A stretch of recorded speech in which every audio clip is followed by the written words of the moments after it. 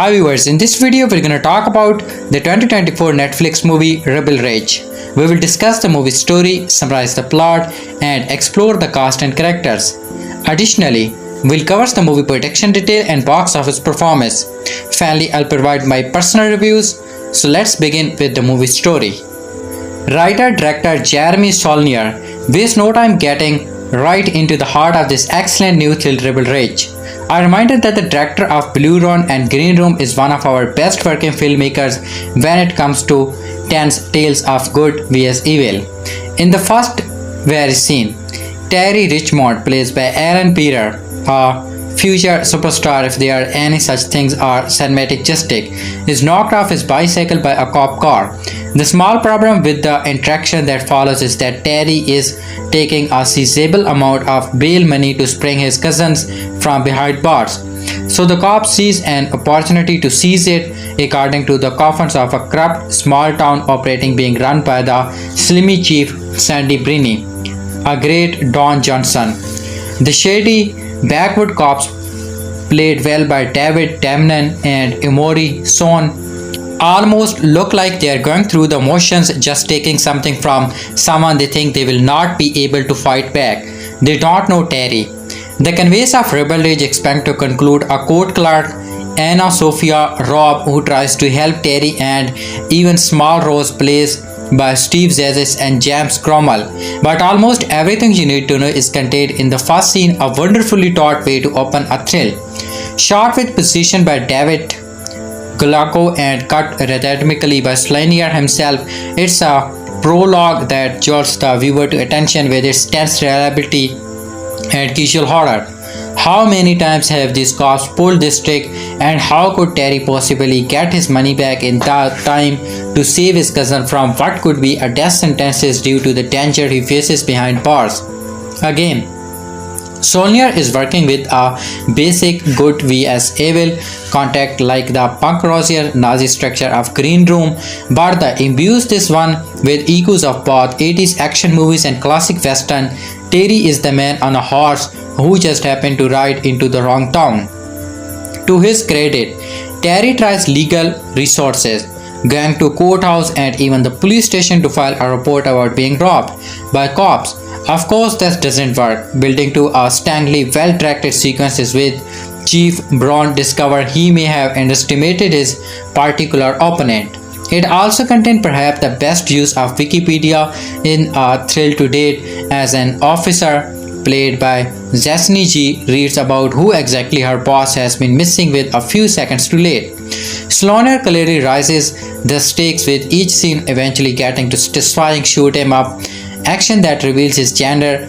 Editing is so much better than most modern blockbuster creators. The scene is Rebel Rage are beautifully structured, always keeping us aware of the geography akin to how a great western uses a saloon or rooftops about a dusty road to put us in the heart of the combat. Terry is not quite Rambo, although the first blood comparisons will be inevitable, but Pierre, always with a relative degree of nonsensicancy, his military background has taught him to make a plan. They do whatever it takes to complete it. Rebel Rage is about many things, including a certain brand of southern racism that always underestimates its target. But its most fascinating thematic undercurrent is a commentary on how modern policing has not eradicated corruption as much as forces to dissolve. It's about how a system itself can be used as brutality as a gun, whether it's a deeply broken system of property seizure or weaponizing the insured foundation of a single mother. A line here and a gesture there reference the modern endorsement of de-escalation, but Rebel Rage makes the cast as more technique have merely pushed the escalating ones underground where they are ground even more rotten. It's all ripped through with a dark sense of humor, a trademark of all of Saulnier films that helps keep the admirably long film humming. On that note, the first hour of Rebel Rage is one of the best in the film this year, but it does with a little stake in the midsection. By that point, Saulnier and Pierre have guilt enough goodwill to forgive the narrative's sake. Scenario, deliberate thread direction, screenwriting, and editing is the greatest asset of Rebel Rage, but do not underestimate the degree of facility in that Pierre brings here, striking just the right balance of desperation and determination.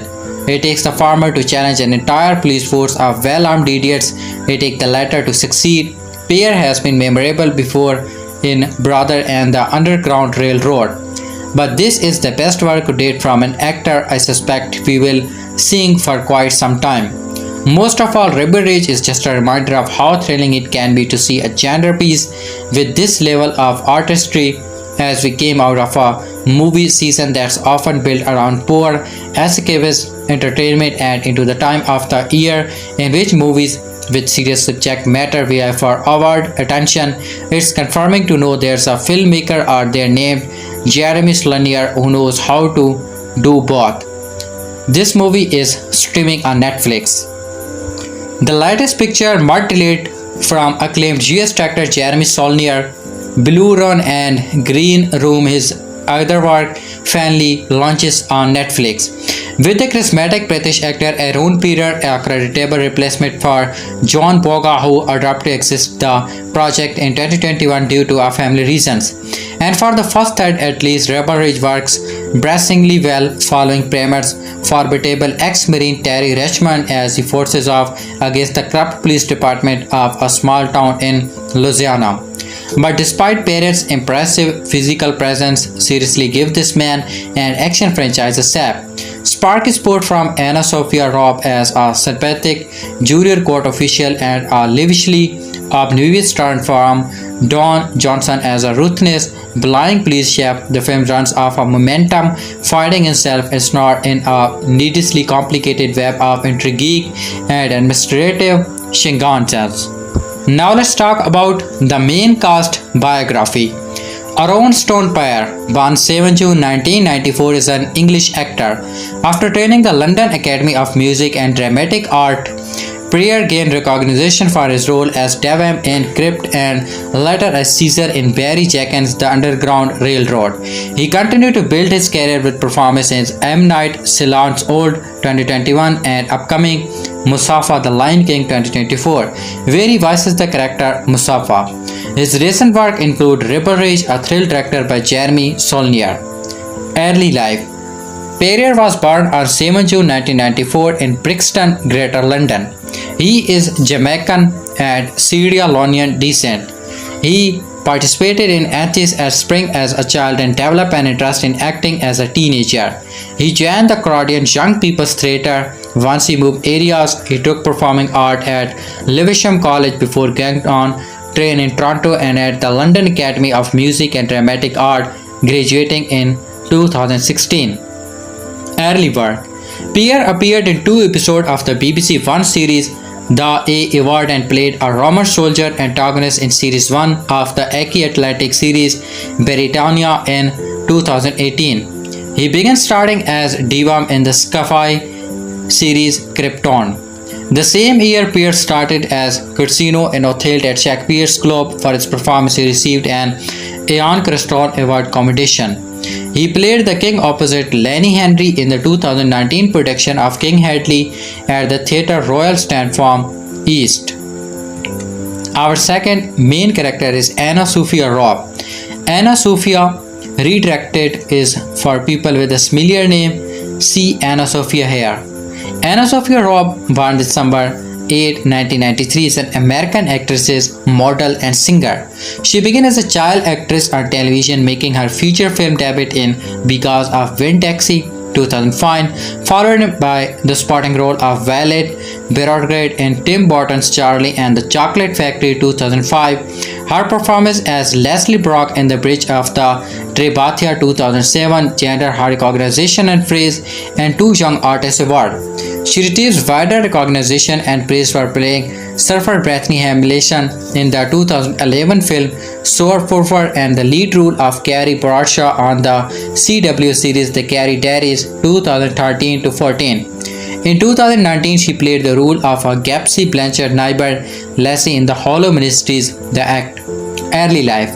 Robb was born in Denver, Colorado, the only child of Janet, an interior designer, and David Robb, an architect.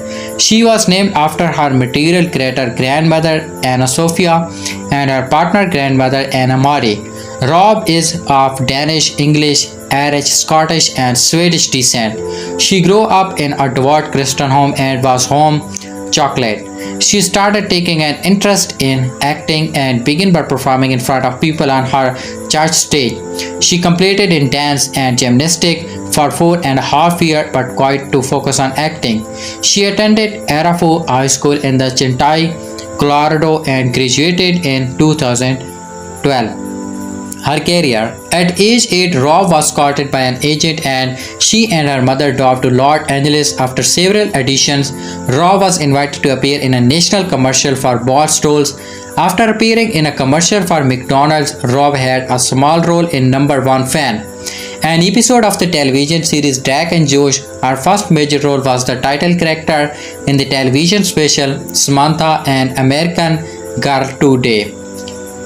Robb's big reason is on big screen appearances in 2005 were adaptation of popular children's books. She started as Oprah in Because of Wind Taxi and a Wheeler Brock and Tim Burton's adaptation of Charlie and the Chocolate Factory. The latter was a major box office success worldwide and helped escalate Robb's popularity among preteen audience. In 2005, Robb was the face of Trade Clothing, helped to design and model a fashion line for girls. In 2006, she had a guest role on the cartoon show Danny Phantom as the voice of Daniel Danny Fenton.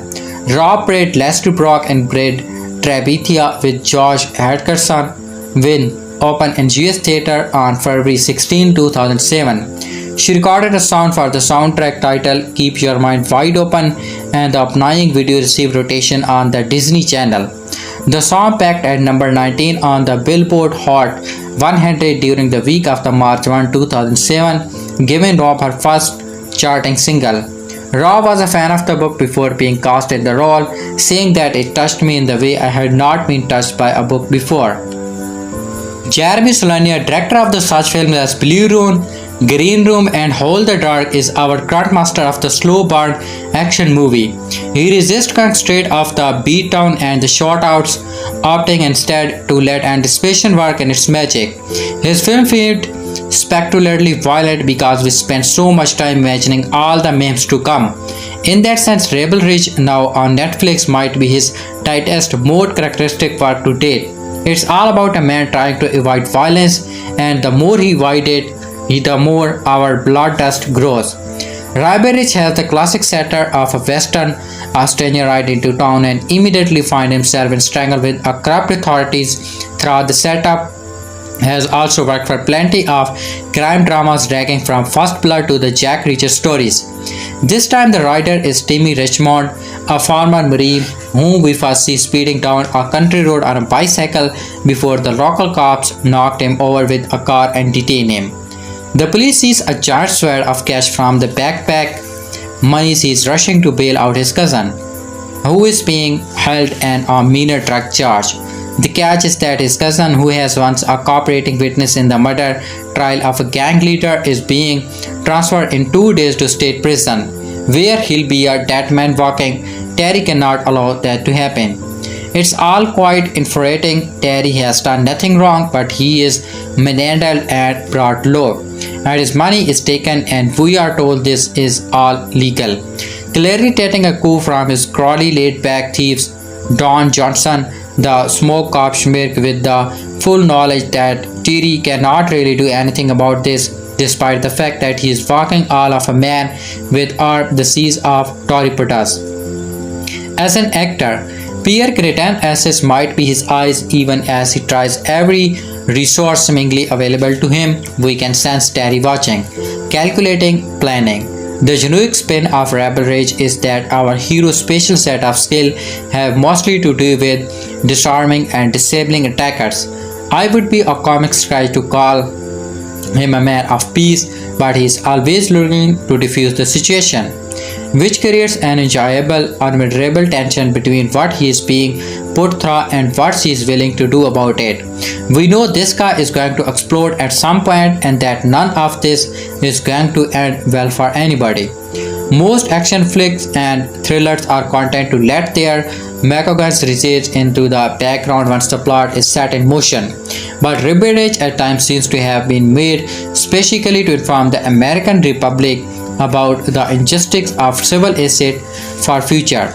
Terry even get an aspiring lawyer sidekick, Summer, played by AnnaSophia Robb, who works for the county clerk and conveniently explains the situation whenever context is required. It's mostly a savvy move. The contents a reminder that the cop are allowed to do all his catany add to the growing suspense. Summer also reveals, however, that there's an even bigger controversy going on in town, and that's where the film gets a bit delicious as the dialogue occasionally made itself in legalese. Luckily, by the point, we are so locked into the central conflict that it's a mirror nonsense. Saulnier builds tension well, but he also elegantly choreographed the havoc when it does come.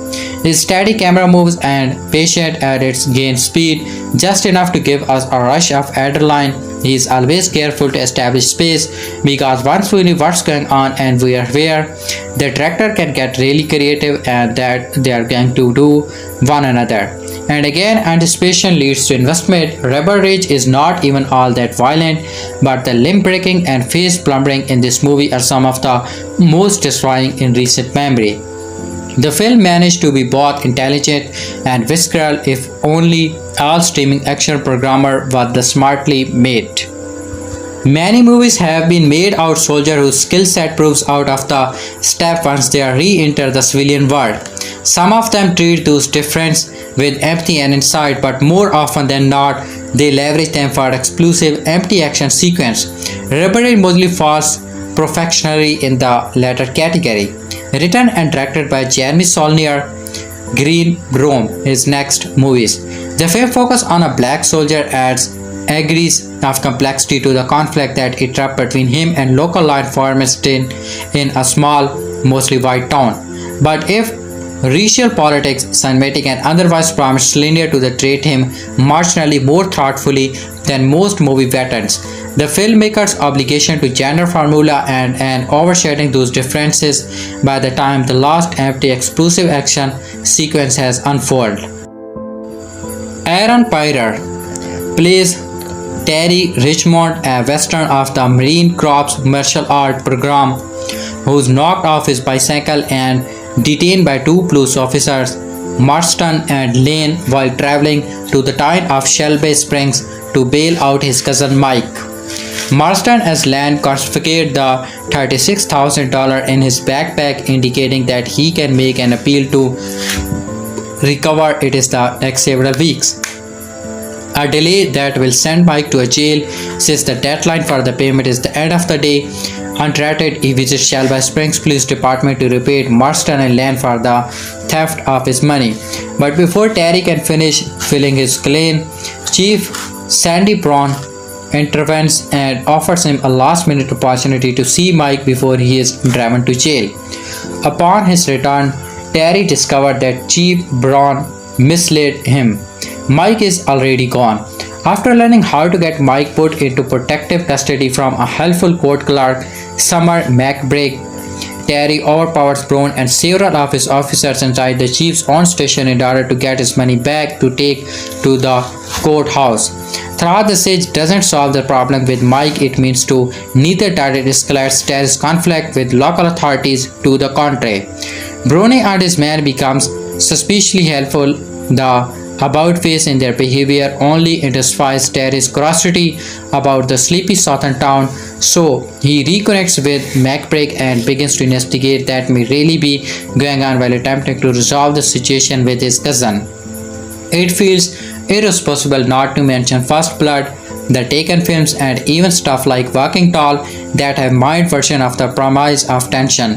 But Saulnier differentiates his interpretation first and most significantly by making it Western a person of color.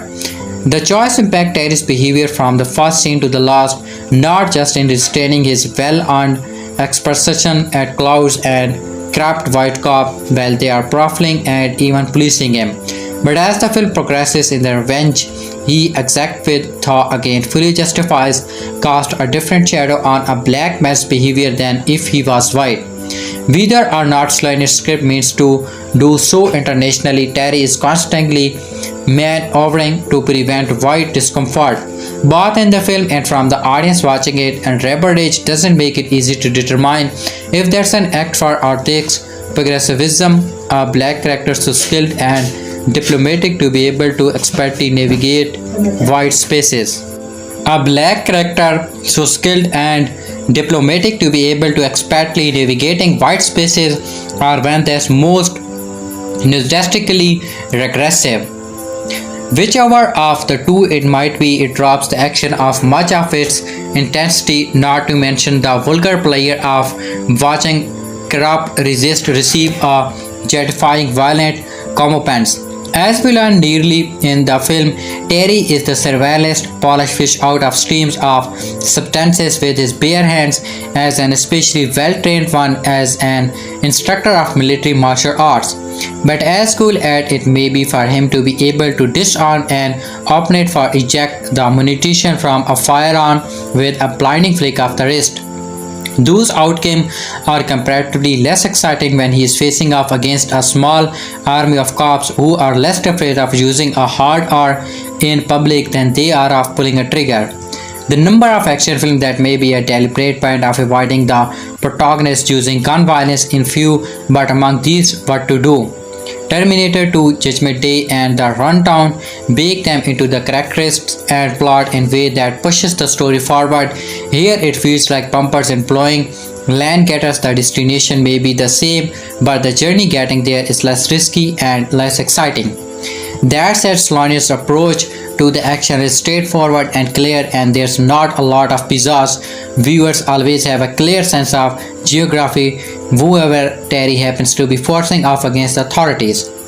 Moreover, Paris conveys both the restraint and precision of Terry's training and the frustration that simmers beneath it, and it makes the character constantly sympathetic. That is, it for some reason on has difficulty emphasizing with a decorated serviceman unnecessarily and unlawfully prevent from helping a relative who's in danger. His quiet intensity provides a perfectly understood counterpoint to Johnson as Chief Braun, reprising a version of character he's played in Django Unchained and elsewhere, where his authority is assumed but not quite unsellable. And anyone looking too closely at the FIFO must be discouraged with extreme prejudice. While the film is further packed with character actors making a meal out of this, minor roles, Robb as McBride and Jason G as the police force sole black women, Jessica Simmons deliver deeper human connections with Terry that by circumstance are designed or absence from the other locals. Robb's roles on film since are breakout turns and because of Winn-Dixie and Bridge to Terabithia have proved slightly anime. But her work here shows that steady opportunities on television have kept her talent sharp, and she makes McBride into someone more complex than Shelba Spring's soul with Goldogger. Similarly, the complicates exploitation for the bonds between people of color in primarily white spaces as a cop working with Brownie's regime. And her journey ranks with Terry's as one of the most interesting in the film. Ultimately muscular and effective if predictable, Saulnier's latest rear frames his bonus sides as a deliverer of steady, tightly controlled thrills, not unlike the men who are often the focus of stories like this. Rebel Rage is a film where familiar instincts too often take over when a more nonsense or intensive approach might have produced a more satisfying end result for all involved. For all the films in Netflix's growing Rebel catalog, Jeremy Saulnier's Rebel Rage feels the most tame.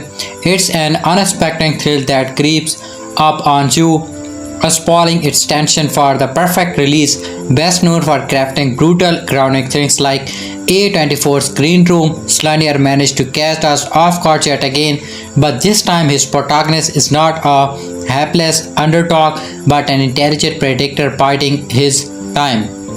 We are introduced to Terry Richmond, played with commanding authority by Aaron Pierre, a former Marine with expertise in mixed martial art and jiu-jitsu. Terry finds himself at the mercy of small-town Louisiana cops who are anything about lawful.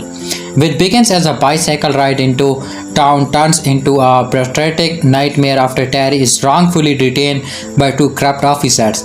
They confiscate $36,000 from him, money intended to bail out his cousin, leaving him at the mercy of a broken system that grinds people down just as efficiently as it protests itself. Saulnier films often reveal in the wrong person at the wrong place. Drop, but this time the person is questioned is anything but helpless. Terry is a study in controlled manic, a Jason Bourne type who's more than capable of flipping the script on his captor. With his steely gaze and velvet voice, charisma, Pierre embodies a calm that belies the storm underneath. It's a riveting to watch him shift between quiet de-escalation and sudden burst of restrained violence, each more carefully calculated but more importantly non-lethal. The moment the cop realizes with the acronym stands for, it's gratifying to watch them more that they are in far more than they bargained for. Yet, Rebel Rage is not content to be must another action-packed showdown. A majority of the film's tension building in derived not for how stunt chases are slick disarmaments but from the tension woven into the very fabric of small town corruption. Every roadblock Terry faces in clogged is legal jackdown and weaponized policy. The film mythology exposed how local law enforcement manipulate the justice system, how assets forfeiture are legal laws that lets cops seize property without due process is weaponized against the vulnerable. Terry's predecessor becomes emblematic of the Semitic road or dramatic portrait of a legal system where power is wielded arbitrarily. In this way, the film finds an unexpected rhythm. This is the title that released on showy action scene on gracious violence. There is no outlandish slow-mo gun bullet as John Wick. Saulnier brings suspense from paperwork, from the ticking clock of legal deadlines to a court system stacked against the protagonist. The sweetie claustrophobia of brutal Louisiana enhance the film's pervasive sense of isolation, a theme Saulnier loves to explore. If you are expecting a typical hero-villain showdown, Rebel Rage has a little surprise for you. Terry is not just negotiating smart, self-preventing deals to minimize confrontations with the corrupt chief of police. His primary battle is with the entrenched power structure that allows such abuse to flourish.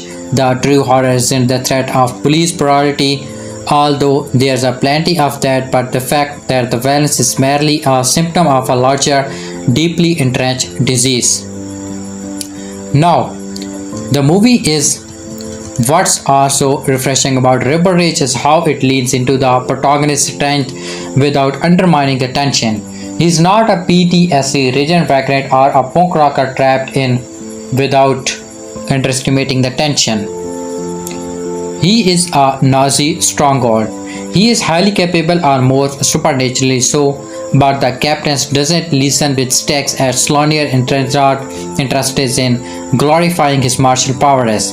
Instead, it becomes a tool to expose deeper truth about how power is abused. Terry may be capable of disarming a room full of officers, but even with his skills, he is still at the mercy of the system that's been designed to hold him back. He is a scalper against a tank, lethal in his own right, but fighting a battle that's seen rigged from the start. Pierre's performance is magnetic, smiggering with emotional depth. Terry is a man who thrives in the shadows, whose every gesture conveys a word of unspoken threat, and Pierre embodies that fantastically. It's easy to see why the likes of Barry Jenkins, who previously cast Pierre in the Underground Railroad, are drawn into the particular band of intensity. And then Rebel Rage is a true care-packed thrill that forces you to lock in, let you mistake it for a casual, ambitious dinner time watch. It intently engages the mind even as it latches up the tension, offering the kind of intelligent, finely crafted suspense that has been all too rare for Netflix as of late. It's a shame that Netflix didn't bring Rebel Rage to theater.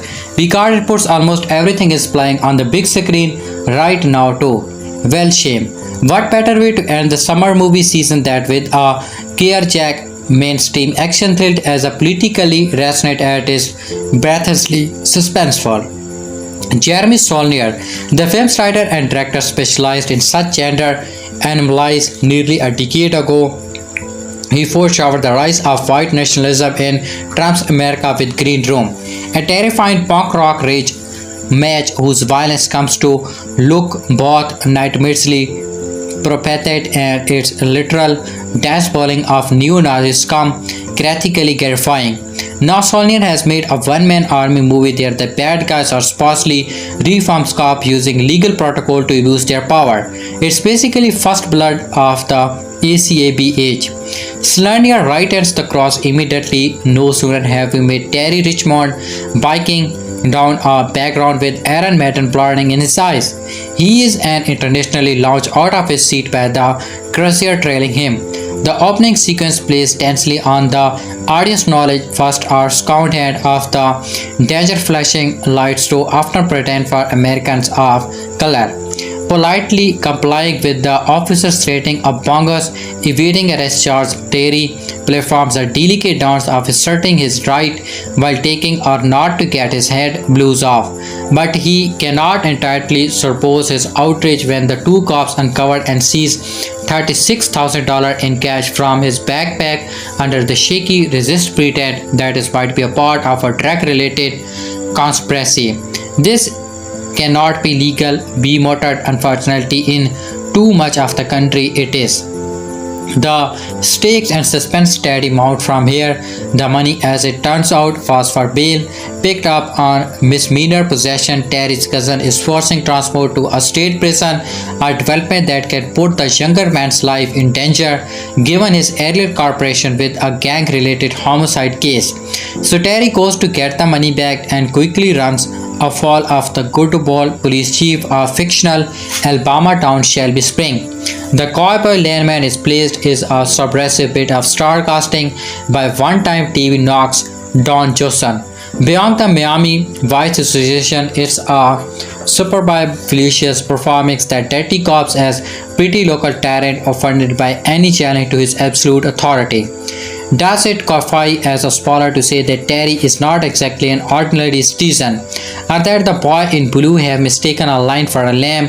Saulnier revealed the truth via a highly destroying Mono showdown in the precinct parking lot, crusting to the officers inside, discovering that Jason's grilling harness learns too late on the outside. Pierre, who brought a percolating intensity to last year's Little Sin brother, delivered a true movie star turns here. His commanding calm seems to emerge from his quacking moral disbeliefs, and when it comes time to unleash his inner Rambo, Pierre moves with a graceful, literally disarming facility that's the pointed opposite of blunt force. The performance breathed new life into a winning archetype, the almost peasy-fix action hero trying to his damn set to avoid utilizing his particular set of skills. Of course, Terry is not just fighting one corrupt police force, he is fighting a whole bureaucratic system, a network of pencil pushers willing to look the other way of clerk protecting their own jobs and lives of judges on the take. Liberal docks its crosshairs on civil asset of forfeiture, the ingrained legal process in which cops seize private property at their own destruction, without the need to even charge those who they are robbing with a crime, one horrifying detail. In such cases, it is the political consequence that few lone wolf thrills of its sort possesses. It's and if Saulnier is using the populist one man against the man mechanics of stolen and single and nourished vehicle to put real mecha carriage of justice on trial. Reparage exists in a post-2020 world of scarred accountability, surviving an American police station that has not too much reckoned with its transgressive as learned to better cover its ass, sidestep, reform, mitigate, and find loopholes in the checkpoint on its power. Saulnier's dialogue is witty and adversarial, a short chopstock delivered across a series of increasingly lauded verbal standoff, but it's also authentically prepared with the acronyms and codes that make up the conspiracial language of criminal wages. Several sequences include the film's breathtaking slam bang climax, hinge on system the villain have learned to circumvent like their automatic disarms that really at stake in Rebel Rage is the status quo of an unchecked, unraveled law of informants.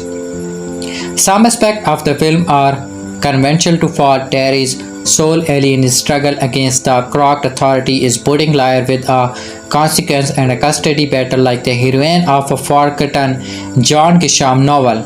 As played by AnnaSophia Robb, she is likable but more of the plot device than a multidimensional person. Likewise, James Cromwell, who shows up to tie together the loose stretch of the controversy plot with an elegant horse exposition top. These are stock characters, but then they fit struggle into the Rebel Rage smart, pointed riff on formula. It's an eggy pot popcorn.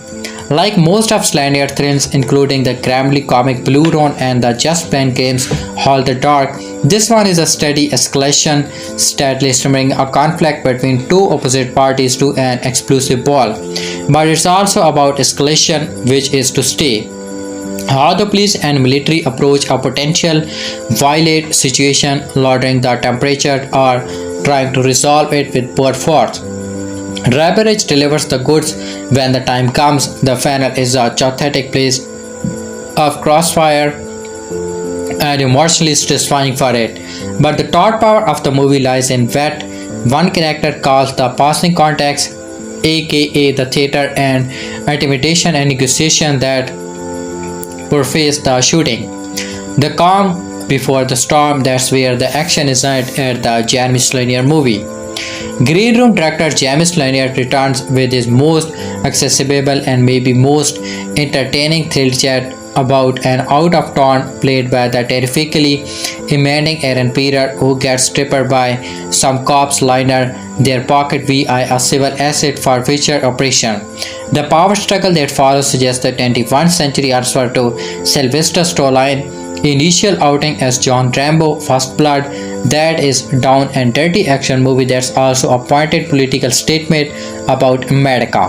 Saulnier savaged the legal loopholes that allow police to explore their community, all while offering the ear's most breathlessly suspenseful standout.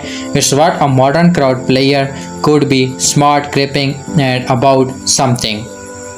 Jeremy Saulnier Rebel Rage released this past weekend on Netflix. Carefully walks the line between crime tale and deeply relevant social commentary. In an age where greater theme oftentimes overtakes story or vice versa, the Aaron Pierre starring vehicle managed to seamlessly juggle its discussions surrounding police corruption, duty and inaction vs action as Terry Richmond continued to uncover how deeply this small town corruption draws. The result is a film that rules 10 times more than your average Netflix original. One that has something to say amidst its strangely necessary 131-minute runtime. Foreman marrying Terry Richmond, homeless, and navigates through Shelby Springs on his trusty bike as mates on his decision to post bail of his cousin Mike Simmons, indicted for falsely taking part in an illegal drug buy. Rebel Rage, now on Netflix, might not seem like an email, but trust me, it is. That's latest film from writer-director Jeremy Saulnier of Green Room and Blue Room fame, and if you're not aware, those two films are upper-tier thrillers, maybe the best genre film of the last decade. We are survived 6 empty years since Saulnier's previous film, another Netflix exclusive, The Rock Solid Hall the Dark, and he returns with the cinema spray after helming a couple episodes of True Detective. This one's forefront star in the making, Aaron Pierre, who replaced John Boyega after the departure of the production, playing a not to be underestimated mysterious drifted who finds himself trapped in a modern weep southwestern. The result is accelerating. Rebel Rage, stream it or skip it. The Guest. Over a black screen we hear the dramatic Aaron Maiden banger The Number of the Beast. The implication, besides a awesome movie pending, of course. Terry Richmond is entering Hall. hell or incredibly rural Arizona. If you want to split hairs with his earbud in, he doesn't hear the cop pull up behind him as he pedals up the road on his bike. The cruiser taps at his back tire and sends him skidding on his elbow. Seems aggressive, another cruiser pulls up and you have got yourself some optics black man on the ground. Two white cops, hands hovering over hall sets and not pictured but absolutely present some seriously hard pipe hitting tension. Terry has a backpack and in that backpack is a plastic bag. And is that plastic bag is $34,000 in cash. Shatty, look into Terry's piercing earnest eyes and tell me he's lying when he says $10,000 is for bailing his cousin out of jail and the rest for a truck he wants to buy so he can work hauling boards. Cannot do it. That guy's drawing fucking north. It is not illegal to carry around a lot of cash. The cops Steve Lane and Yvonne Marston don't care. They take the cash, totally legal, could be drug money, civil asset for future they say, and thus begins Terry 40 into infuriatingly corrupt American institution.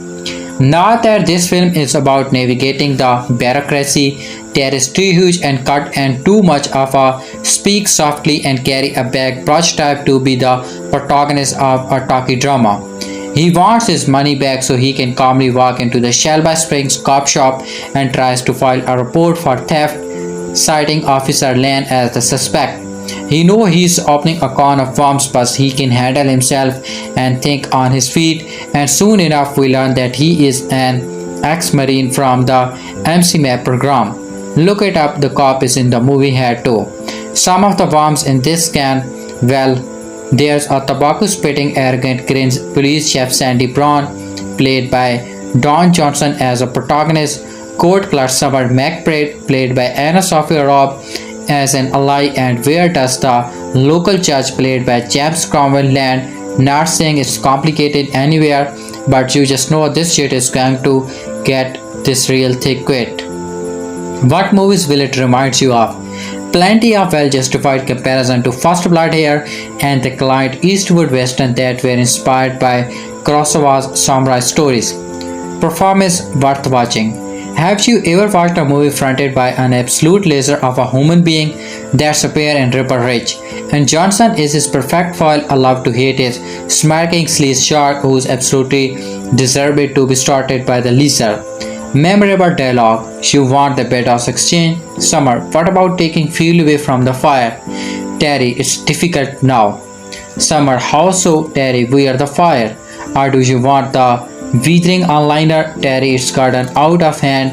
It's a real soup sandwich. Our take.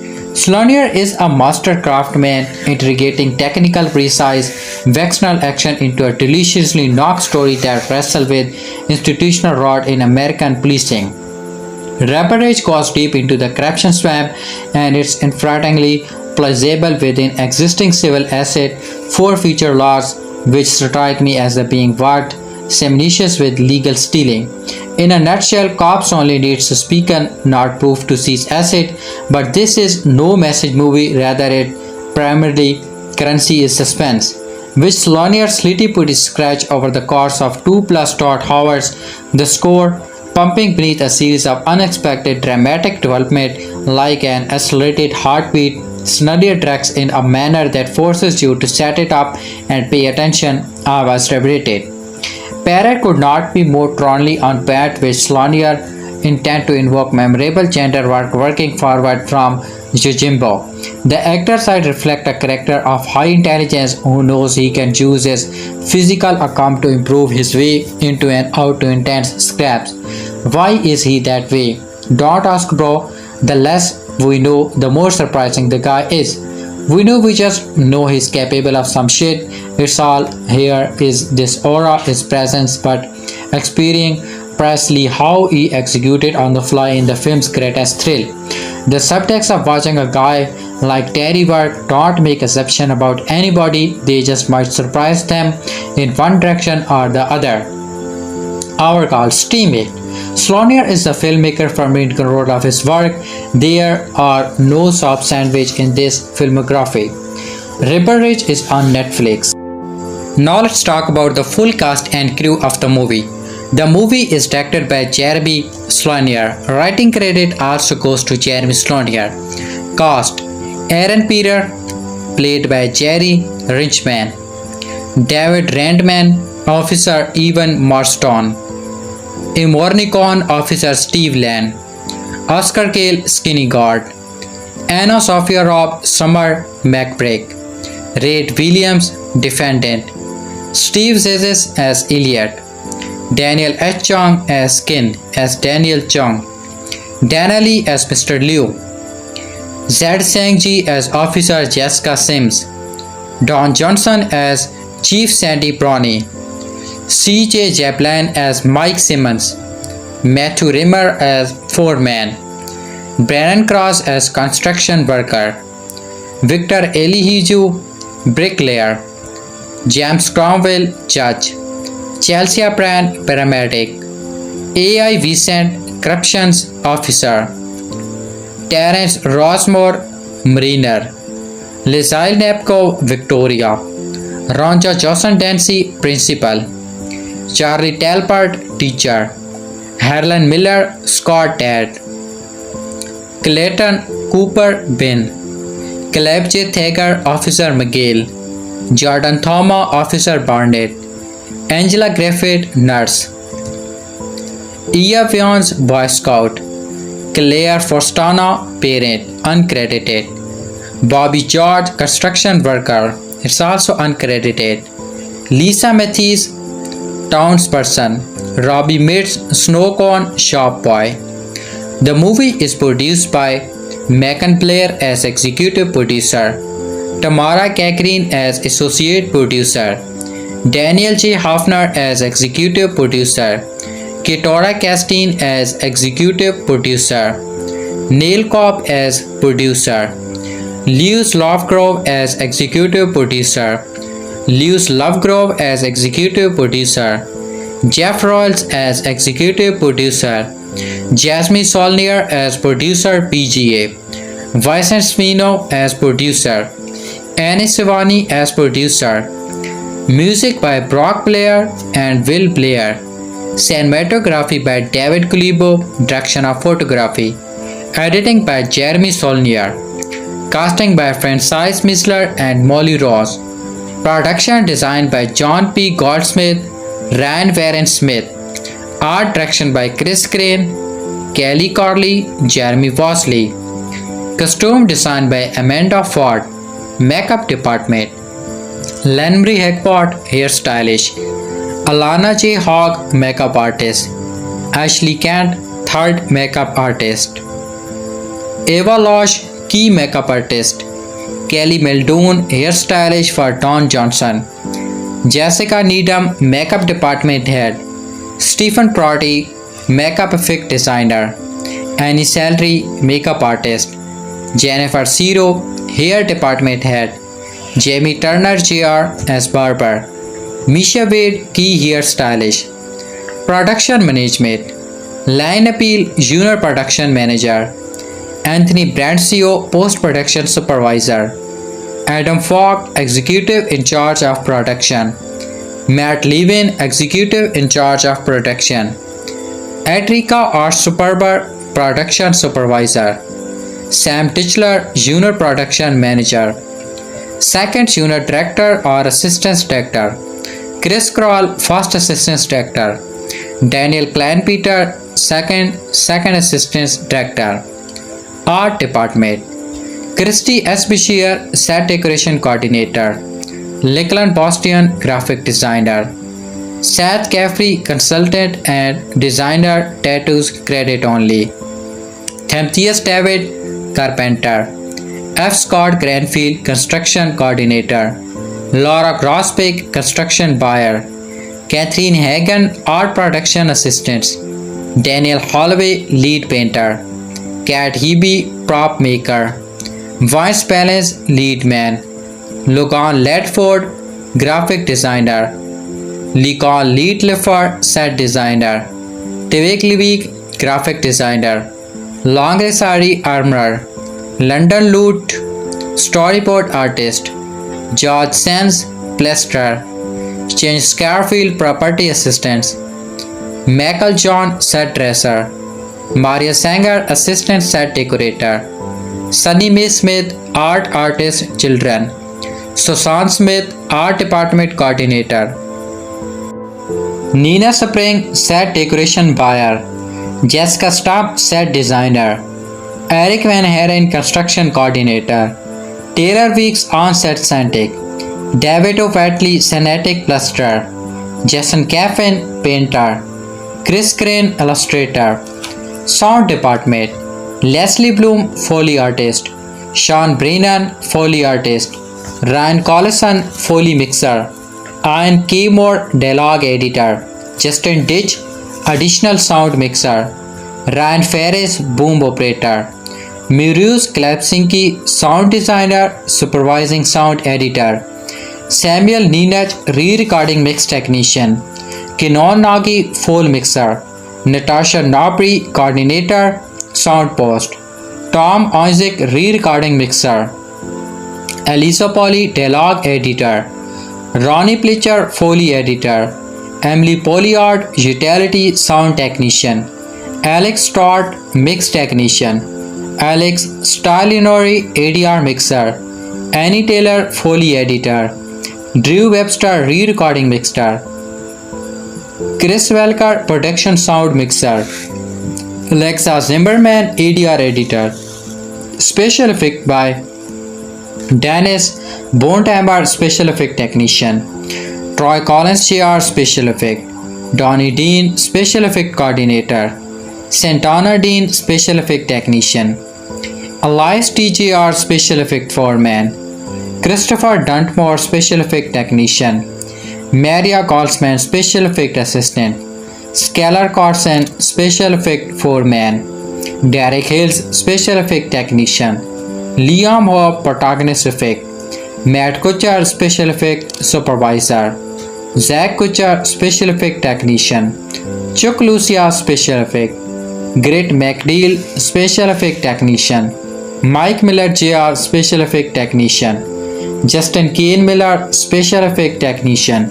Michael Pottersy, special effect shop foreman. Leo Stewardo, special effect coordinator. Andrew Wally, special effect technician. Visual effect by Antonia Adamo, senior compositor. Dominic Antoni, scan technician. Tamina Beg, visual effect supervisor. Kristen Brennan, executive vice president. Josh Style, senior compositor. Sam Clater, Pervez consultant. Cherish Knolly, visual effects supervisor. Booney Casquillo, compositor. Nick Christ, digital compositor. Jaspis Dorzoni, digital compositor. Dara Hamdi, digital compositor. Chris Jackson, compositing supervisor. David P.I. James, visual effects supervisor. Zach Johansson, camera supervisor. Leos Matlina, visual effect provider. Cristiano Mera, compositing supervisor. Austin Mayer, head of 2D. Alive Mates, visual effect producer. Arslan Naqvi, senior compositor. Nathan Everstorm, visual effects supervisor. Sean Pulek, visual effects supervisor. Eli Saliba, visual effect artist. Sarah Cherson, compositor. Ariel Taffin, in-house visual effect artist. Amy Tang, digital compositor. Taylor Juicy, digital compositor. Zachary Wesley, visual effect producer. Stephen Wake, visual effect producer. Isaac Jost, visual effect coordinator.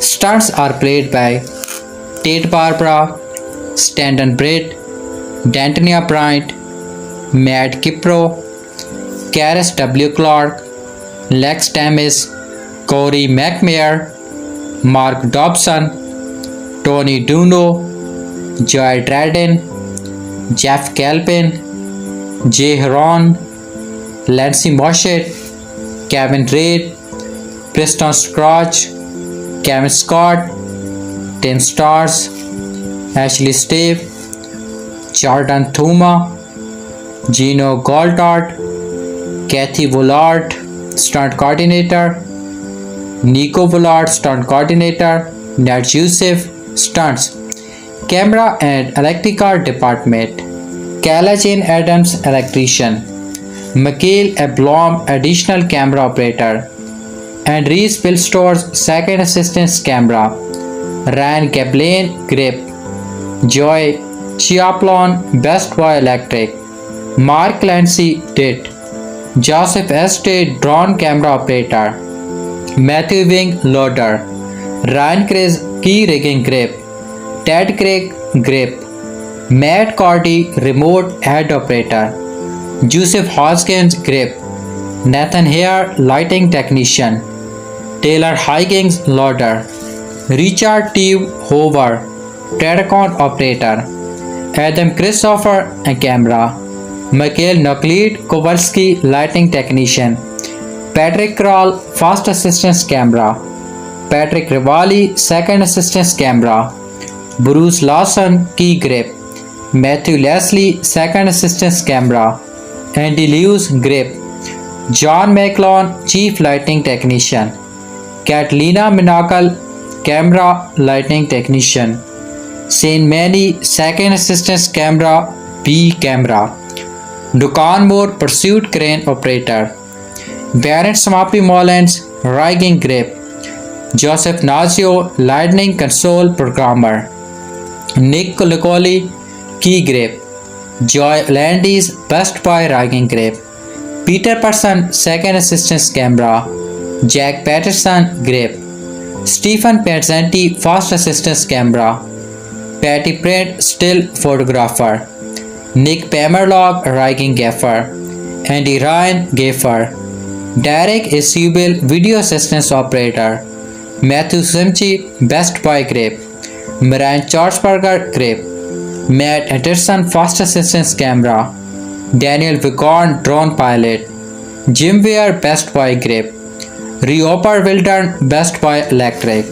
Casting Department: Kelly Barnick, Casting Assistants, Carlotte Kale, Extras Casting Director, Theresa Hernandez, Casting Associate, Costume and Wardrobe Department, Kayla Perry, Set Customer, Johnny Barton, Set Customer, Joanna Joy Gaines, Customer, Alexa Howard, Costume Coordinator, Lee Kyle, Costume Supervisor, Billy Ray McKenna, Costume Supervisor, Chris Nosley, Costume Coordinator, Ashley E. Plastry, Key Customer, Anthony Rivera Jr., Personal Customer, Malika Scott, Personal Customer, Gazelle Spence, Cutter Fitter, Laura Soares, Key Set Customer, Shelby Thompson, Assistant Costume Designer, Kenvin Don, Assistant Costume Designer, Corey Chong, Set Customer.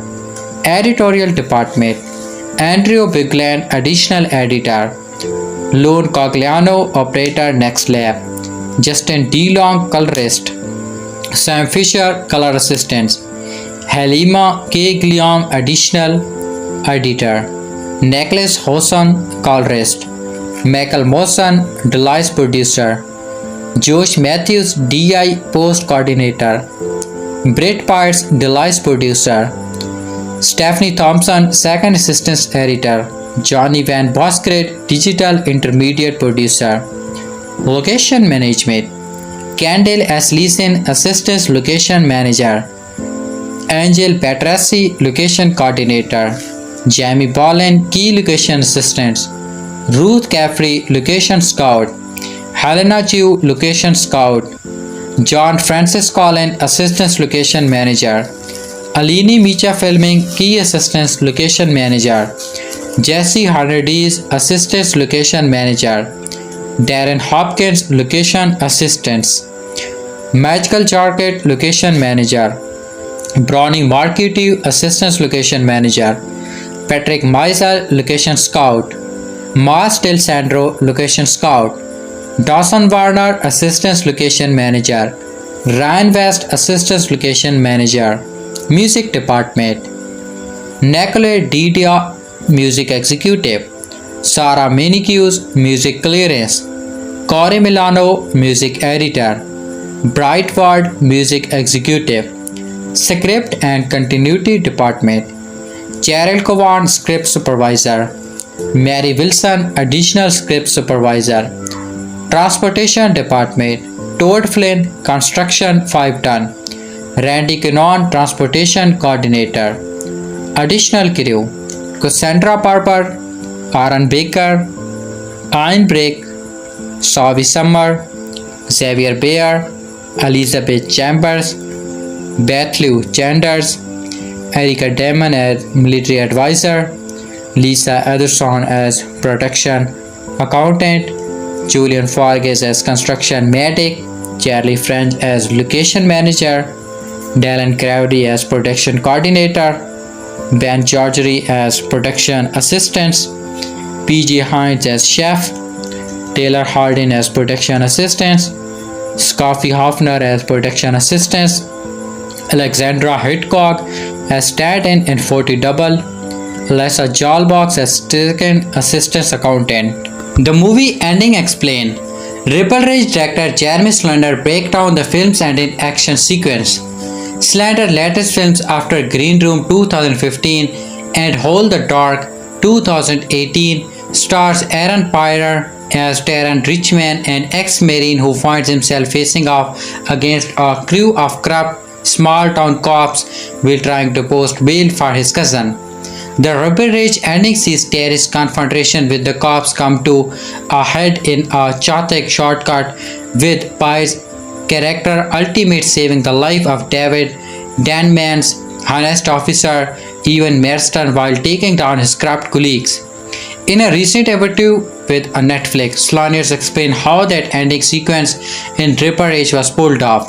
The director stressed that he wanted all the action to feel grounded and real, and Pierre himself played a large role in this.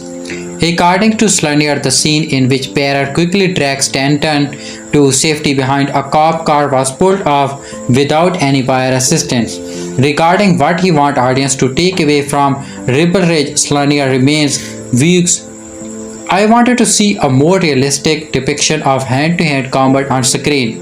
My strength and strategy in this movie were to stay grounded and not reach for the level of our choreographed spectacle we have grown accustomed to. Denman had stunt pads, he was safe, but we had a wire on him just was Aaron would not burn himself out after 4 or 5 takes because David is a big guy, 6'4". After we got a few in the can, Aaron asked us if he could drag David on his own for real without any wires, and everyone agreed to give it a shot. The showcases Aaron's dedication, and that, of course, is the take that made it into the movie. If there is any one thing I'm going for, it's simply to activate an involuntary response in the audience. As far as what an audience might take away from it all, that's thankfully out of my hands now, but I am fully at peace knowing I gave it everything I got. What Ripple Ridge ending means for the film. The odds are stacked against Terry throughout most of the film, and this is especially true in the ending when he takes on a station full of police officers. He loses the evidence he broke into the police station for. Terry turns on the light and siren for a cruiser at the scene, activating the vehicle dash cam. Terry and Marston ultimately make it to the hospital with the footage of Chief Sandy Brown, Don Johnson corrupting, seemingly about to make it into the hands of approaching state police force. Interestingly, during the final car chase on the highway, Ripple Ridge opted to make clear that not all the cops in Shelby Springs are corrupt. Officer Sims, for example, uses the PIT maneuver on Brown's vehicle instead of Terry's, and the other police vehicle escorts Perry's character the rest of the way to the hospital. Adding in these crucial moments help to complicate the narrative in the film's final moment, speaking to just how complex and layered the issue of police corruption in the real world is. Our take on Ripple Ridge's ending. Over-the-top action movies like those in vein of John Wick can be a lot of fun, but Slaughter's decision to keep the action in this 2014 Netflix film grounded was probably the right choice. Rubber Edge reviews has generally been glowing from critics, and part of this is due to just how real the film feels. While there are shortcuts and moments for intense action, things always feels relatively plausible and realistic. Reportage final confrontation speaks to Van Saulnier's major strength as a filmmaker, which is that he can do a lot with a relatively straightforward setup. In Green Room, for example, a significant stretch from the film feature a punk band confined to a single room as they fight off new Nazi attackers. Reportage might not end with explosion and a high body count, but a smoky showdown in a police station parking lot is arguably the perfect climax to this particular story. Although Terry Richmond struggled to find justice throughout Rebel-Ridge's runtime, the Netflix films end on a hopeful note where he wins against the corrupt legal system. Directed by Jeremy Saulnier, Rebel-Ridge begins with former Marine Terry Richmond arriving in the small town of Shelby Springs to post bail for his cousin Mike. However, moments after he enters the town, a police vehicle rams into his bike and two police officers unjustly seize his bail money in the same of civil asset forfeiture. Despite knowing how the police unfairly snagged his money, Richmond keeps his head low and tries to stay out of trouble. To his dismay, no matter what he does not get the bail money back, preventing him from saving his cousin. Towards the final moments of the Netflix action movie, Richmond reaches the end of it hits when his cousin dies and the police try to harm Summer, the only person in the town who dares to help him. As a result, he unleashes his fury at Shelby Springs law informants and sets out to expose their criminal activities. While Terry, Yvonne, and Summer get a police escort in Rebel Ridge's ending. In Rebel Ridge's ending arc, Richmond finds himself surrounded by police officers outside Shelby Springs police stations as he attempts to execute his final plan to expose them. However, things take a grim turn when Officer Steve Lane drums Summer and decided to kill Richmond there and then to prevent him from causing any further damage. Luckily for Richmond, officers Evan Marston take his side, which leads to a conflict between Marston and Lane. Although Chief Sandy shoots Marston's leg, Richmond takes the injured police officer to safety and sets off to single-handedly take down the police force using the non-lethal weapons from Sandy's storage.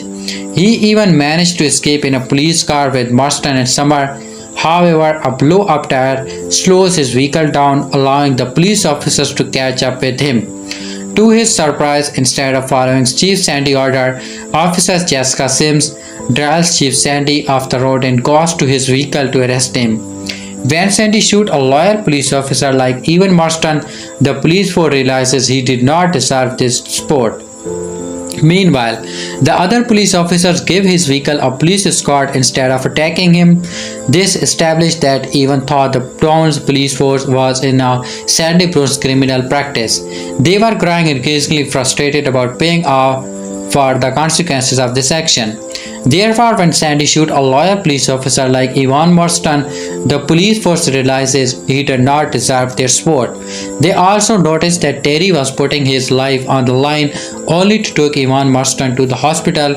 As a result, they defied Chief Sandy's order and gave Terry vehicle a police escort. The real reason why the police seized Terry's bail money explained. Although Summer and Terry initially struggled to understand the true motives of the legal police force, the suspect they are up to no good based on a few clues. For instance, Summer noticed that all sentences for misdemeanor charges go for 90 days even though the town is too broke to keep the Flauns in prison for so long. Things make a lot more sense when Terry Richmond noticed heap of cash and bottle of non-lethal weapon in Chief Sandy's police station. When Sandy attempts to de-escalate the situation with Terry, he even tells him that all the cash in the station was legally seized to fund the police department and sent back to the community. Terry, however, does not buy his claims. The chief further adds that the weapons he saw at the station helped them sustain themselves because the state does not fund them. He says they outsources the non-lethal weapons to other PDs, which helps the drive's profit. However, this still does not reveal why the police department and the town are going broke. Towards the final hour of River Rage, Summer and Terry visit the town's judge, who finally tells them the truth about what is happening. The judge discloses that an illegal search was staged by Chief Sandy Snowball and lead to a wrongful death. After the chief was personally named for the crime, the settlement led to the town's bankruptcy. To ensure the police department remains out of legal jeopardy, they kicked every charge down to misdemeanor possessions so that the case never leaves the court. With no public defendant in the town to contest the bail, the arrested individual remains in limbo for 90 days, which is the retirement period of misdemeanor possession. This offers the police department a win-win situation where they minimize the risk of external intervention and exert control over the town's financial state. Sadly for Richmond, he and his cousin got embroiled in the convoluted legal and politician web surrounding Shelby Spring. Terry and Summers plan to expose Sandy Brown explain. In the scene where officers Steve find Terry back in the town despite warning him to stay away, Steve revealed that they avoid turning on their car light because they automatically switch on their dash cam. This prevents them from recording their unlawful act. When the Dew meets the judge, he reveals that Mike's arrest was recorded on one of the cameras and was problematic enough to land the police officers in trouble. Therefore, Terry and Summer head to the town's catacomb where the drive contained the video footage stored. Although the police officers tried to stay ahead of them by burning down the catacombs, Terry and Summer acquired the story drive in the nick of time. Unfortunately, towards the end of the film, Steve takes the drive from Terry and breaks it before he can expose the police department's crime. In Rabbit's fan moment, police officers Ivan asks Terry to switch on the dash cam of his police vehicle, revealing that it has a recording feature that allows it to record 2 minutes before it is activated. He asks him to do this to ensure the dashcam contained footage of Chief Sandy shooting him in the leg. While Chief Sandy's fate remains unknown after Officer Jessica arrested him. He was likely given a long prison sentence after the dashcam footage proved that he assaulted a fellow police officer. The other member of the police department will also likely confess against him. Given how they put Terry in the film's final moment, this unfortunately does not bring Terry Cousins back but gives him a semblance of justice. Why Terry initially agreed to escalate things with Chief Sandy. Even though he loses his cousin, Terry agrees to step back from his conflict with Chief Terry when Terry offers him $26,000 and even assure him he will get this truck back. When Summer tried to question why he is backing off, he explained that what he is doing is called tactical retrogression, a deliberate withdrawal in the military context where a party slowly moves backward to avoid a more significant threat. He realizes that acting out of impulse after his cousin's death will only land him in more trouble. However, soon after, he is forced to change his mind.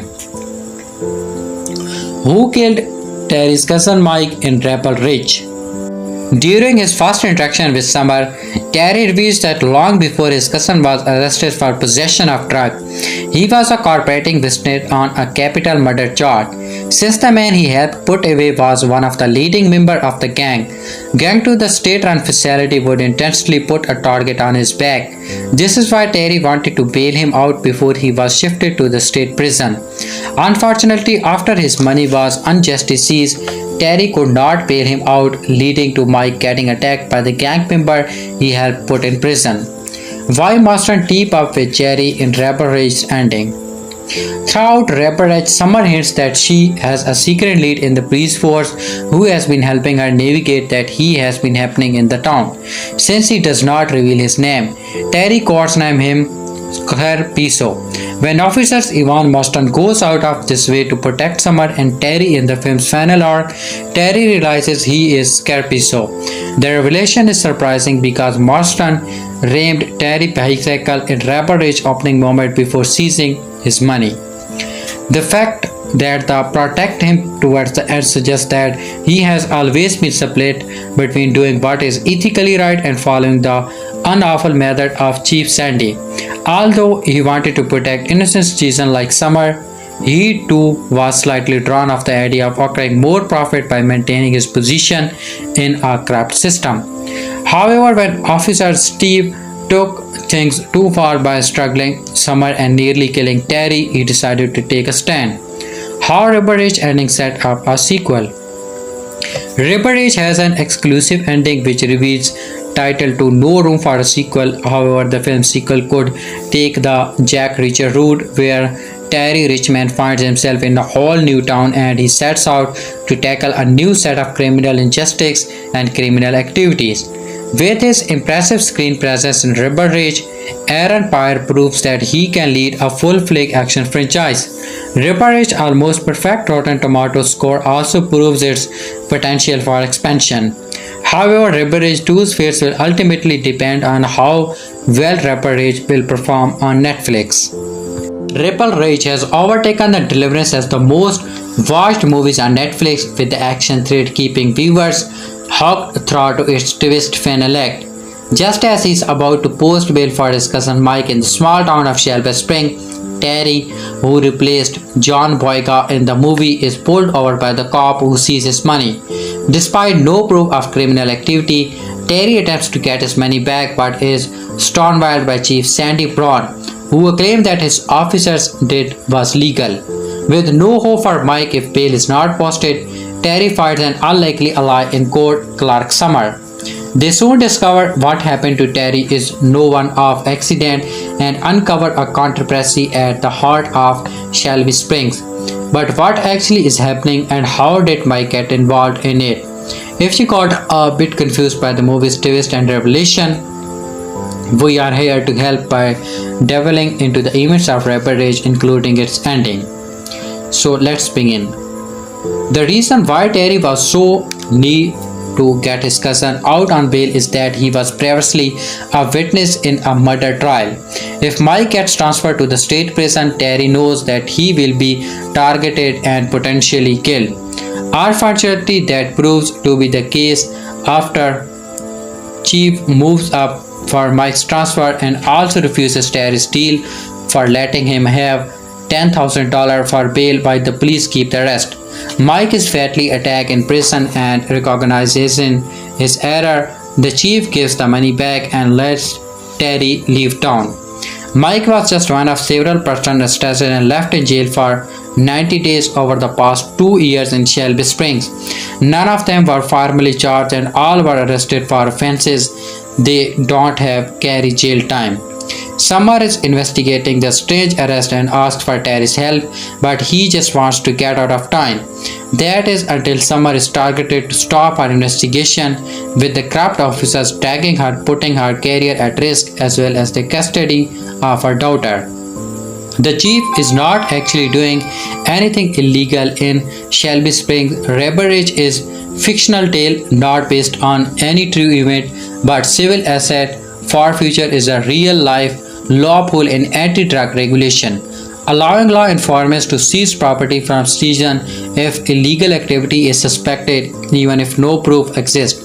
However, what happened to Mike is the reason why Terry and Summer are being targeted. Dashcam footage of Mike's arrest would have led to a lawsuit against the department, and the chief could not follow that. 2 years earlier, the chief was named in a wrongful death suit following an illegal search which nearly bankrupted the town. He has given a year to clean up and modernize the department, but really it was a ploy from the judge to force the chief out and hand the police contract over to the state.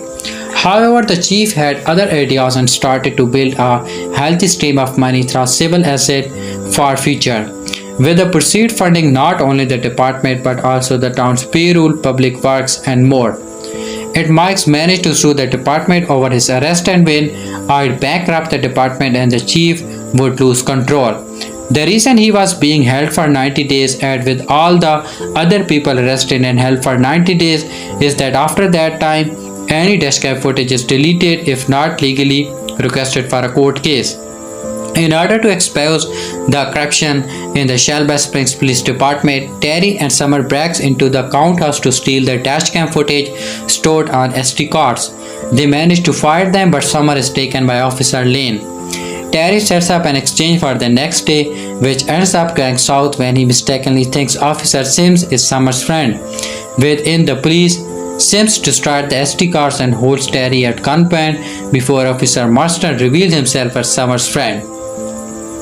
He is shot in the leg as a result, but Terry managed to get him to safety. Marston tells him to activate the dash cam and it will capture what happens 3 minutes before the recording started, exposing the chief and his corrupt officer for destroying evidence among other things. Terry, Summer and Marston escape in a police cruiser, and just when they are about to be chased down, Sims redeems herself and crashes into the chief's car. They make it to a hospital, and the final scene, Terry takes the dashcam footage from the car. We don't see whether or not he managed to use it to take the chief down and get justice from Mike, but we can be hopefully that the chief will not be able to wriggle out of this one. Writer-director Jeremy Saulnier contended he will not tell you what to think of the ending or what happened next. If there's any one thing I'm going for, it's simply to activate an inventory response in the audience, he told TUDUM. As for what an audience might take away from it all, that's thankfully out of my hands now, but I am fully at peace knowing I gave it everything I got. The film stars Pierre, a rising British actor who has appeared in all the Underground Railroad and the A-Word as Terry Richmond, a highly skilled martial artist who is seeking to post bail for his cousin, but has the money seized unjustly by the local police. In trying to retrieve the money, Richmond uncovered a complex web of constitutional corruption that threatened his life and that for those who try to help him.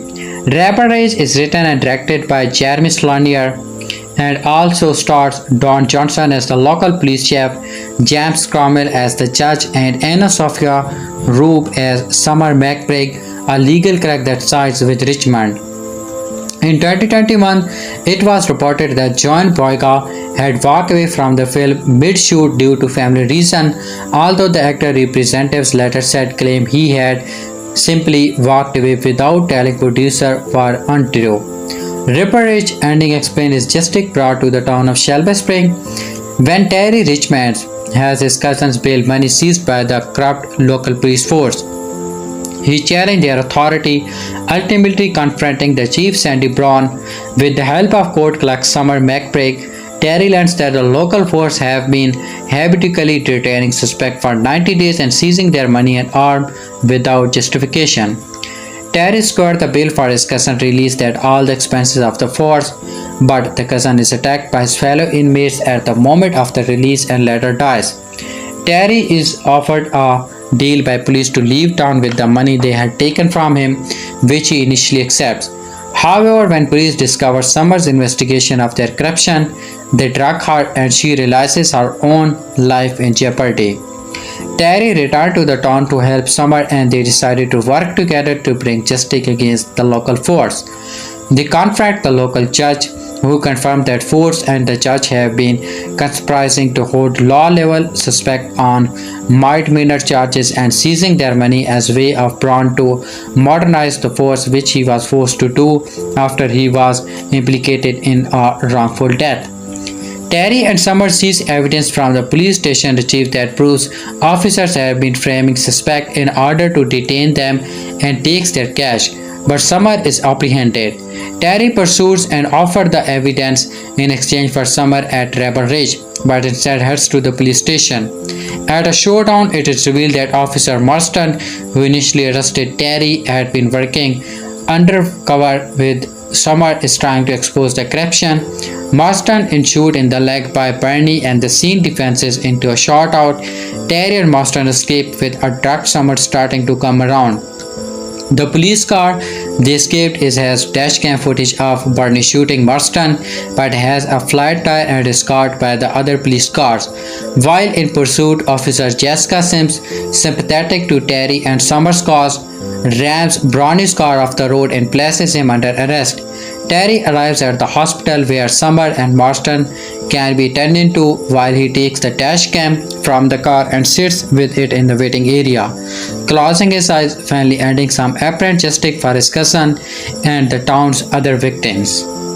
River Rage is on Netflix is one of those action movies that feels simple, but in fact it is quite complicated. It's called good writing.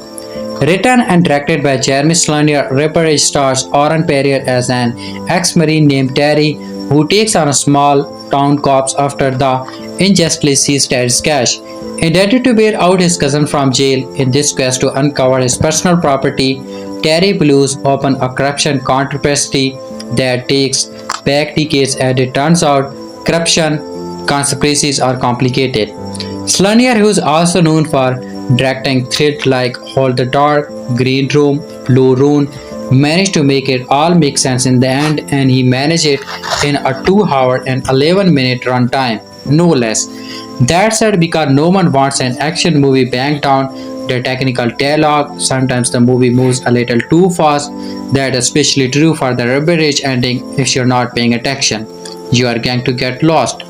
Never fear, because Decider is here to help.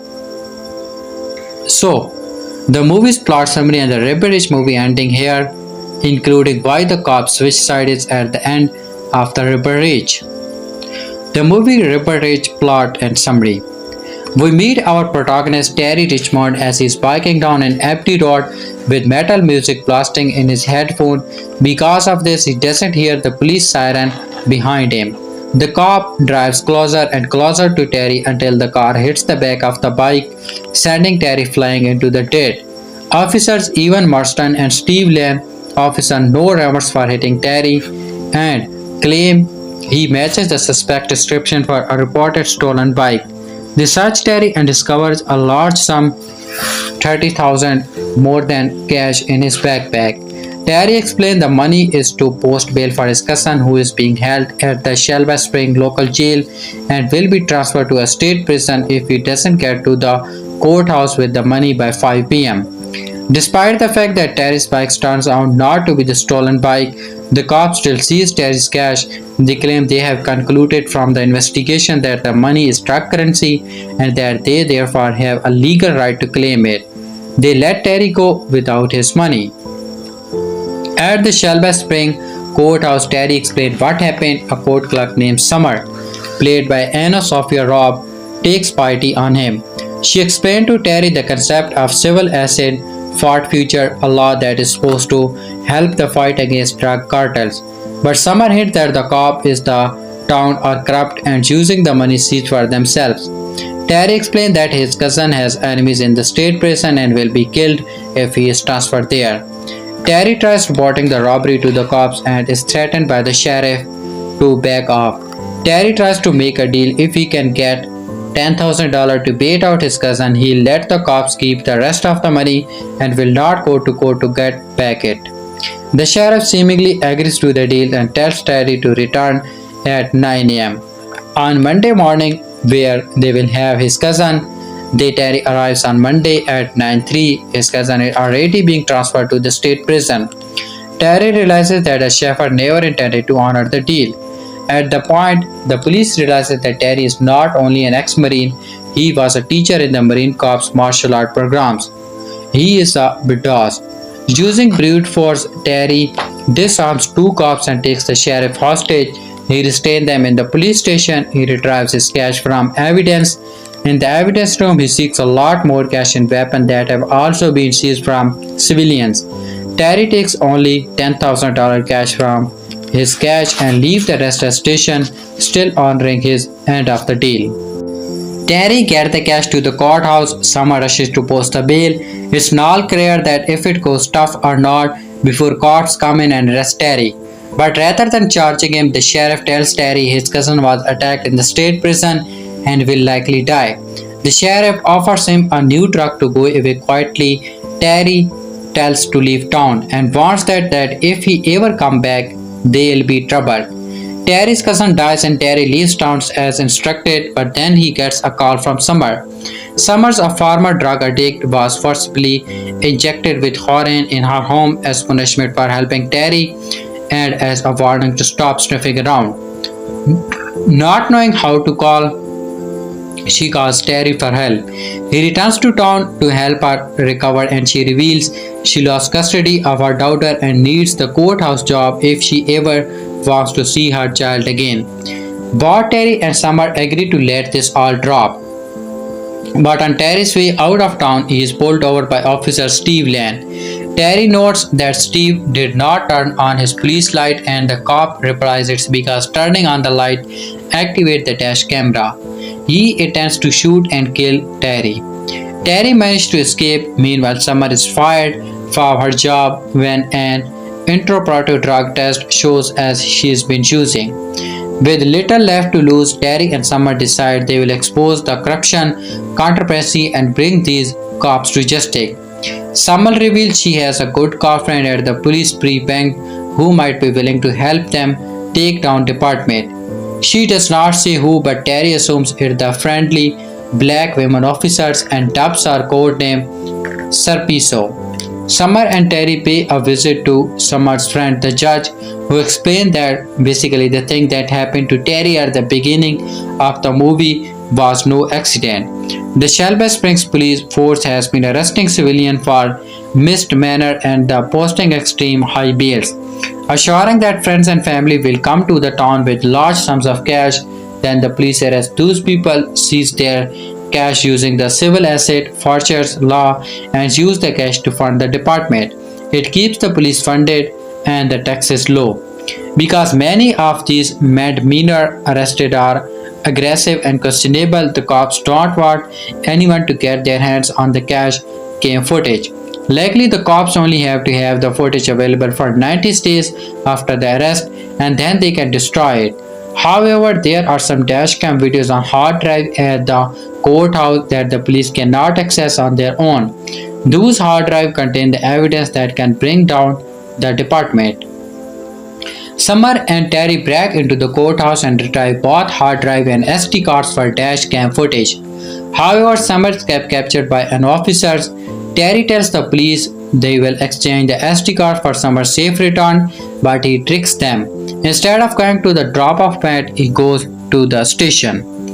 He anticipates the sheriff and gives the SD cards to Officer Jessica Sims, whom he believes is Serpico, and on his side, he tells her to release the footage after he is arrested. However, it turns out Officer Jessica Sims is not Serpico. She turns on Terry. The SD cards are destroyed and Terry is surrounded by armed Copo about to die. Then one of the officers from the opening scene, Officer Yvonne, steps forward and says they should not kill Terry, but follow the rule of law. It turns out Yvonne and Serpico, not Jessica.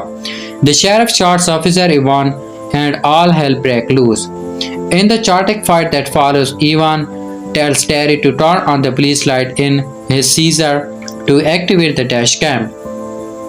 The camera starts recording 3-minute period, which means that by now they have a dash cam footage of the sheriff shooting one of his own officers. Terry, Yvonne and Summer are flee in the police car toward a hospital with the rest of the police hot on his trial.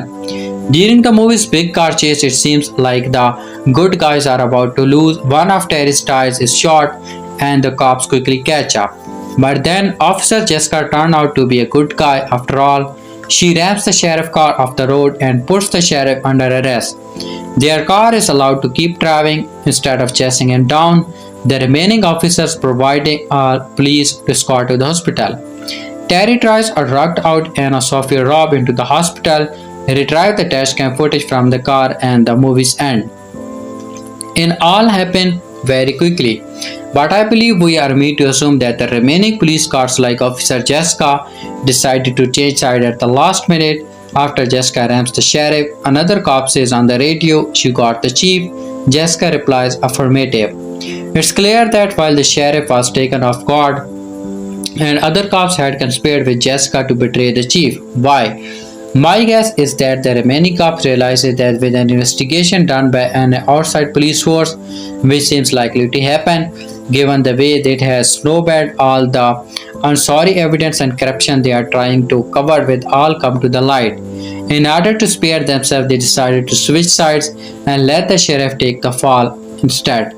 Or maybe some of those cops should only grow a moral backbone. Either way, now that Terry has footage of the sheriff shooting his own officer in the cold blood, we can assume that the sheriff will be taken down and that the Shelby Spring police force will finally be rid of corruption. Whether Terry will be arrested for his many crimes is left up in the air, but at least he made it out alive. Jeremy Saulnier's Ripper Ridge is now available on Netflix, starring Aaron Pierre as Terry Richmond, an ex-marine who's tried into a small town to bail out his cousin, unaware of the deep-seated racism in the community. Terry is violently ejected from the bike before reaching the courthouse, thrusting him into the heart of a vast controversy. Starring alongside Pierre is an impressive cast including Don Johnson and AnnaSophia Robb, who bring in their talent to make Ripper Ridge a suspenseful, gripping drama with explosive action sequence. The Netflix action thrill made its way onto the streaming platform today and who can be watched with a subscription to a Netflix. Terry and Summer team up to expose the corrupt police force and get injustice for Mike in Ripple Ridge. From the moment Terry arrives in town, he was fought with obstacles from law enforcement authorities, where even his life was put in danger. Unwilling to back down from a fight, Terry is determined to fulfill his purpose for upcoming to post bail for his cousin Mike. However, when he is about to do that, he is pulled over by the cop who sees his money without any proof of criminal activity. Terry is surrounded by Chief Sandy Bronte. He finds an unlikely ally in court clerk Summer. Knowing Mike will be killed if transferred to state prison, Terry takes it upon himself to prevent it. Unfortunately, Terry fails because the chief moved up Mike's transfer and refused Terry's request of letting him have $10,000 for bail. Mike is fatally attacked in prison, and it's that then the chief recognizes his error, gives the money back, and follows Terry to leave town. On the other hand, Summer and Terry finds out that Mike was just one of the several people arrested and after in jail for 90 days over the past 2 years, and none of the arrests were formally charged, as all were arrested for offenses that don't carry jail time. Summer begins investigating the string of arrests, but her efforts are quickly derailed when corrupt police officers targeted her. They drugged her, jeopardized both her career and her fight of custody of her daughter. Ripper Ridge leaves an ending open for interpretation. If footage Mike's arrest surfaces, it would spark a lawsuit the chief could not afford, especially after a wrongful death pursued 2 years earlier nearly bankrupted the town. He was given a year to reform the department. However, the chief instead building a healthy stream of money through civil asset forfeiture with the pursued funding the department, the town's payroll, public works and more. Had Mike managed to sue the department over his arrest and won, it would have split thoughtful for the chief. To expose his corruption in the Shelby Springs Police Department, they and Summer break into the courthouse to steal the dash cam footage stored on SD cards. They manage to fight them, but Summer is taken by Officer Lane and their plane goes knowingly. Terry arranged another attempt to recover the footage, setting up an exchange the next day. However, things go wrong when they mistakenly trust Officer Sims. Sims betrays them, destroy the SD cards, and hold Terry at gunpoint, ruining their last chance to retrieve the files. It is then that Officer Master reveals himself as Summer's friend and he is shot in the leg as a result. But Terry managed to get him to safety, and Marston tells him to activate the dash cam when will capture what happens 3 minutes before the recording starts. This would expose the chief and his corruption officer for destroying evidence, among other things. In the morning, the last moment of Ripper Ridge, we see Terry, Summer and Marston escape in a police cruiser, and just as they are about to chase down, Sam's redeems herself and crashes into the chief's car. In the final scene, they reach the hospital and Terry takes the dashcam footage from the car. Ripper Ridge leaves the ending open to interpretation, but not revealing whether Terry successfully uses the footage to take down the chief and get justice for Mike. This ambiguity lets viewer hold onto the hope that the chief will ultimately face the consequences of his actions. Netflix has sparked an impressive new action franchise with the release of Rebel Ridge. Written and directed by Jeremy Saulnier, Rebel Ridge features a strong cast led by Aaron Pierre, AnnaSophia Robb, David Dentman, and Don Johnson. The film follows a tension-fueled premieres of an ex-marine getting found by corrupt cops in a small town in southern Africa. The ex-marine is named Terry Richmond, played by Pierre, who ultimately get into a showdown with Jensen's chief, Sandy Summers, after having tons of thousands of dollars stolen from him while being unethically detained by officers Evan Marston and Steve Lane. By the end of Rebel Ridge, Terry must fight against corrupt local law informants to bring them to justice and get revenge using this highly advanced close combat skills. After being released on Netflix on September 6, 2014, Rebel Ridge has become the most popular movie on the streaming platform. Holding the number one spot at the time of writing, reviews for Rebel Ridge has been very strong, resulting in the film earning an impressive criticized fresh Rotten Tomatoes score of 95%. Apart from Rebel Ridge, acclaimed writer and director Jeremy Saulnier is known for Blue Room 2013, Green Room 2015, and Hold the Dog 2018. Rebel Ridge 95% Rotten Tomatoes shows Netflix found an action franchise worth focusing on. Rebel Ridge's very high Rotten Tomatoes score indicate that Netflix may have finally struck holder after its many attempts to spark a winning original action franchise. At home, viewers are mostly in agreement with critics on Rebel Ridge, earning the film a Rotten Tomatoes audience score of 77%. Critics have universally praised the film's sharp directing, thrilling allure, and outstanding leading man in Pierre. Daniel Jacques of IndieWire writes, John Vega was originally cast as Terry, but Pierre makes the role so thoroughly his own and it's difficulty to imagine anyone is pulling it off. He commands the screen with a handsome authority. One of the most impressive qualities of Rebel Ridge is that its seamless ability to blend style, substance, and originality in the overstated action genre. Brad Larko of RobertAbbott.com writes that Rebel Ridge is just a reminder of how thrilling it can be to see a gender piece with this level of artistry. Mark Reddy of the Associated Press writes, like its leading man, Rebel Ridge is a lean, muscular movie with the few ever the top effect.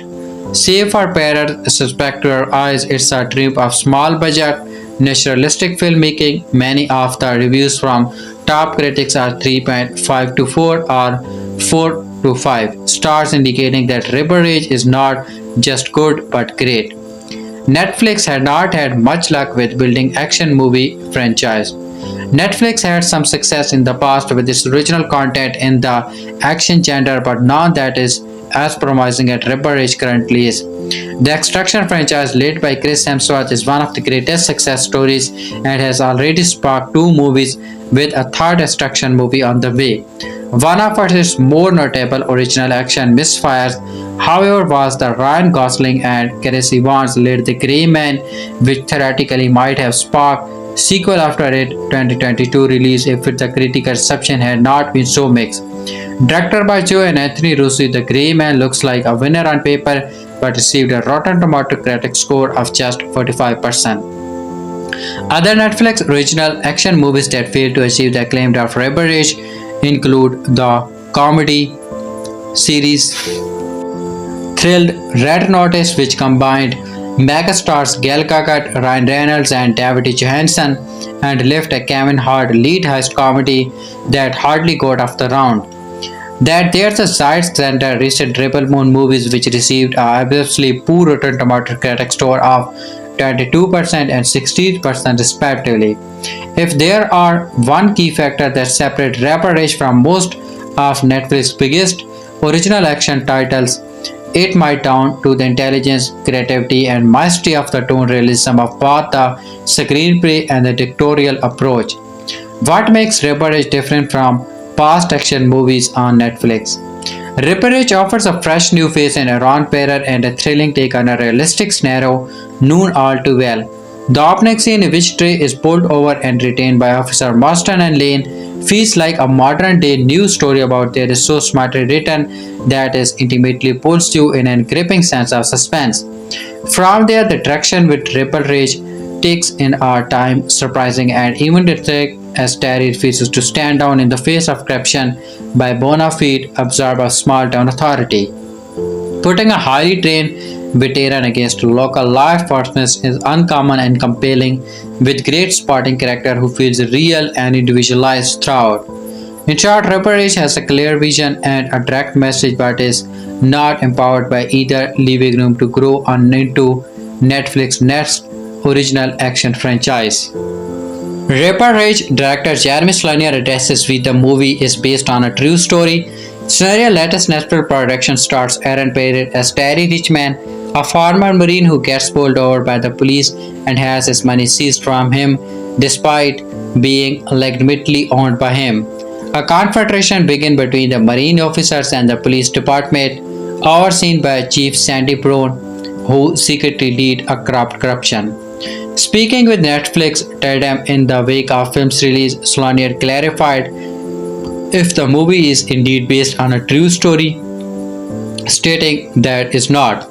The filmmaker also says that some aspects could continue occur in real life, including how our corrupt system persists in our society.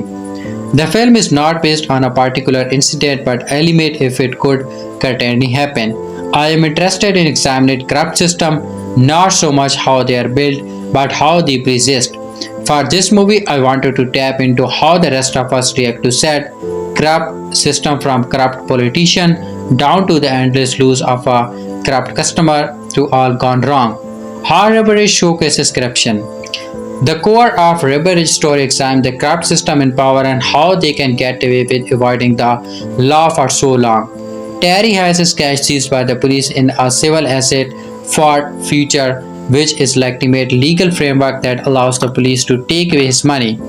Terry has to go to the courthouse to get his money back, but the process can take so long that he will likely never see it again. When Terry realizes something is off, he decided to elevate his plan and take matters into his own hands. This comes after Barney lies to Terry that he will be able to see his cousin before he gets transferred to another prison. But the tension is further elevated after his cousin gets killed, to which he repeatedly warns the officer that it will happen. When legal clerk Summer McBride, played by AnnaSophia Robb, is framed by the police of using drugs, they realizes he cannot leave Shelby Springs as now intended on bringing Barney's operation down. He does so without firing any weapon, knowing that justice will ultimately prevail, even if Sandy's department has many bad acts. Ripperage showcases his emotional journey head on as Terry does what he is thinking is right to ensure Sandy will never swindle anyone again.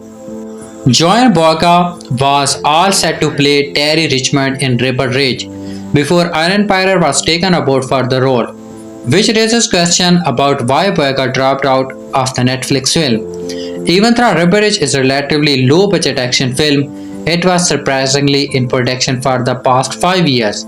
According to reports, Joan Boyega was cast for the leading role in November 2019 and the film shooting was scheduled to begin sometime in April 2020. However, due to the delays from the lockdown during the COVID-19 pandemic, Ripperage shooting did not start until May 2021.